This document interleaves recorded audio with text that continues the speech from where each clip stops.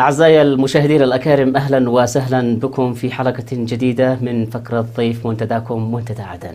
وكما تبقى اللغة هي الأداة المثلى للتواصل فيما بين حضارة البشر ويومياتهم المعتادة من ود وعتاب وأمل وألم، كذلك هي اللهجات المتناثرة في أصقاع اليمن والتي تندثر مع تحرك أوضاع الليل والنهار، وكذلك تحولات فكرية وثقافية وأيضا سياسية وحتى اجتماعية وفق معايير خطوات عالمية كأنها الضاغط الرئيسي للكثير من المواضيع منها الموت والحياة.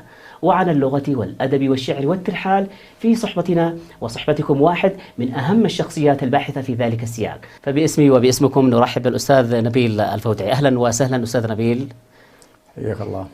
أستاذ نبيل، في عادة فقرة ضيف منتدى عدن نرحب بالضيف ويجب عليه أن يرحب بنا وبالمتلقين أن يوضح لنا سطر جديد في حياته لو تكرمت.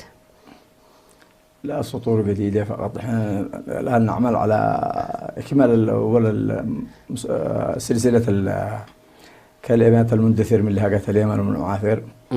وعندي برضو كتاب بالأمثال احتمال يصدر برضو قريب.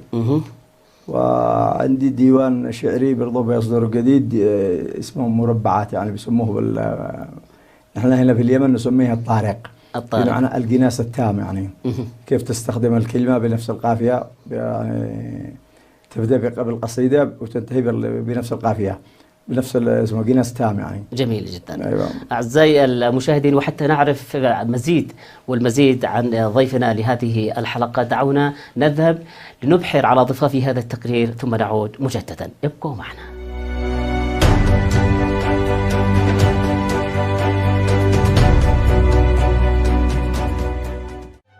نبيل محمد الفودعي كاتب وأديب يمني، تناثرت عبراته وعباراته ما بين نصوصه الأدبية وأوراق ترحاله في جغرافية الأرض اليمنية وأراضي الدول العربية بحثا عن أمنيته الكبيرة، لعله يجد وطنه الجديد الذي يبحث عنه في مفاصل لحظاته البريئة عبر أوردة عظامه المبللة بالكفاح وتعرجات الانتظار الودود وحينا يسكنه التردد البديع عبر قصائده واستفهاماته.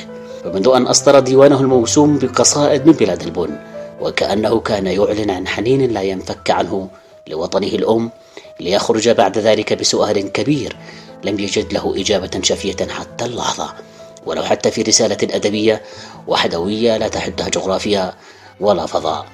فمن مؤلفه المندثر من لهجات اليمن بالمعافر شذرات من لغة حمير، ما يسمى بلغة جنوب الجزيرة العربية، وبين سطورها كأنه يبحث عن ذاته التي تبحث عن ذاتها أيضا. ولذا قال ذات يوم في ثمة أبيات من أبياته: يا أخوتي، يحتاج لي عمر جديد، يحتاج لي عمر مديد كي أنظر اليمن الجديد. هل يا ترى يأتي؟ أكيد.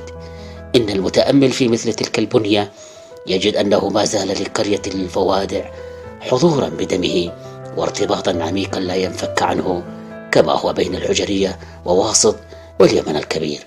مثل ذلك الامتداد يسكن اللهب الذي يشتعل به المقام في أصقاع الشرق الأوسط، حتى يكتب قصائدا في وطنه لتتجاوز معه إلى الوطن العربي، ليغني بقصائده فنانين عرب من أرض الكنانة، ليصير بعد ذلك عضو اتحاد كتاب مصر، وعضو اتحاد الشعراء الشعبيين، وعضو رابطة الزجالين، وكتاب الأغاني. نبيل الفودعي رحلة لم تقف عند جغرافية معينة، لأنه يؤمن أنه ابن وطن كبير لا حدود له سوى سياق قصيدة عاشق أو لحن خلق في الأساس ليطرب الجميع وتغنيه الحناجر بجمال واقتدار ملفتين للغاية والبقاء الفريد.